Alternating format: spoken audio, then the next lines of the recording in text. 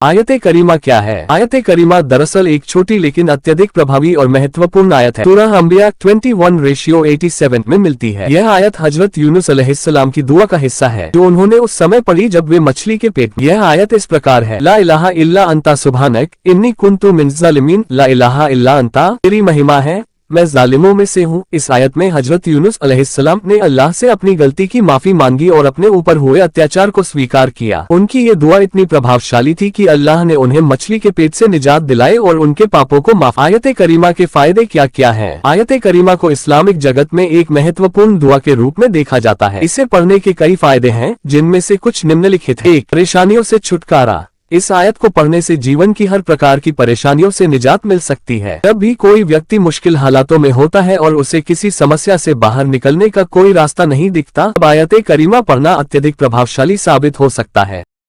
इस आयत के माध्यम से अल्लाह से सहायता की दरख्वास्त की जाती। 2. तौबा और माफी। आयत करीमा तौबा की आयत है। इसे पढ़ते वक्त इंसान अपने गुनाहों के लिए अल्लाह से माफी मांगता है और अपने किए हुए गलतियों को स्वीकार करता है। इसका नियमित वजीफा करने से गुनाह माफ होते हैं और दिल को सुकून मिलता है। 3. आध्यात्मिक शक्ति और विश्वास। इस आयत को पढ़ने से व्यक्ति के अंदर आध्यात्मिक शक्ति और विश्वास बढ़ता है। यह अल्लाह पर यकीन को और मजबूत करता है और इंसान को सिखाता है कि उसकी हर कठिनाई में अल्लाह ही मददगार है। इस आयत को पढ़ने से दिल की बेचैनी दूर होती है और इंसान को मानसिक शांति प्राप्त। 4. दुआओं की कबूलियत। आयत करीमा एक ऐसी आयत है जिसे अगर सच्चे दिल से पढ़ा जाए तो अल्लाह उसकी दुआ को कबूल करता है। कई इस्लामी विद्वान बताते हैं कि अगर कोई इंसान किसी विशेष परेशानी में हो और नियमित रूप से इस आयत का वजीफा करे तो उसकी दुआ कबूल होती है और उसे राहत मिलती है। 5. संकटों से बचाव। किसी भी बड़ी आपदा या संकट से बचने के लिए आयत करीमा का वजीफा करना बेहद फायदेमंद होता है। हजरत यूनुस अलैहिस्सलाम ने इस आयत को संकट के समय में पढ़ा था और अल्लाह ने उन्हें बचाया। इसी प्रकार अगर कोई व्यक्ति संकट में हो और इस आयत को विश्वास के साथ पढ़े